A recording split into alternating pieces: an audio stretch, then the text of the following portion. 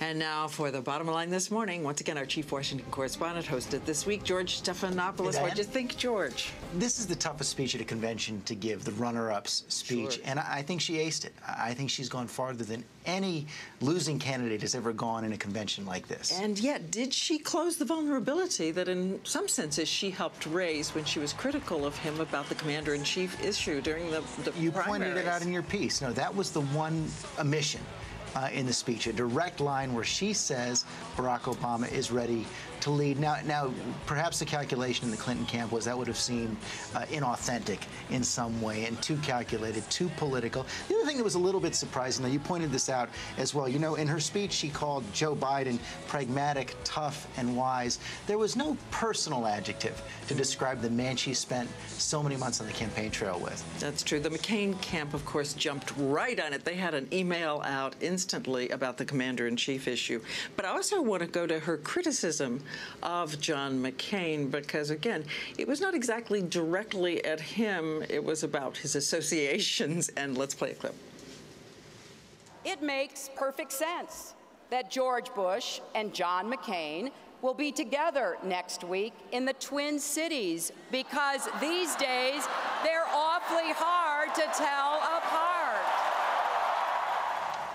The core strategy of Democrats for the rest of the way, all the way to the general election, is to tie George Bush and John McCain together. We are going to see pictures, that picture from conventions past of John McCain hugging George Bush, George Bush giving him that kiss on the forehead over and over and over again. All right, where does Senator Clinton go from here? Something I noticed last night, tell me if you think this was symbolic in any sense. She was alone on stage. She wasn't swarmed suddenly by family. She stayed there alone, and she left quite quickly afterwards. What does that say? I think two things. I mean, first of all, this was clearly saying this is her night. Had she brought a whole bunch of people down on the stage, however, it might have looked like she was trying to be the nominee again. That's what the nominee does to show unity. I think she couldn't do that. As to what she's going to do next, if Barack Obama wins, I don't think you'll see her serve in an Obama cabinet, with a possible exception of Secretary of State. Supreme Court is a possibility. That doesn't seem in keeping with her personality to me. I think she wants to keep her options open for another presidential run. Let's talk about President Clinton, former President Clinton, going to speak tonight. What is he going to do, and why is he not going to be there for Barack Obama's speech? I think, first of all, tonight he's got to try to do what Hillary Clinton didn't do last night. He's got to try and validate Barack Obama as commander-in-chief. My guess is that he will not be, according to what we've heard at Invesco Field tomorrow night. He says he doesn't want to suck the oxygen out of the room.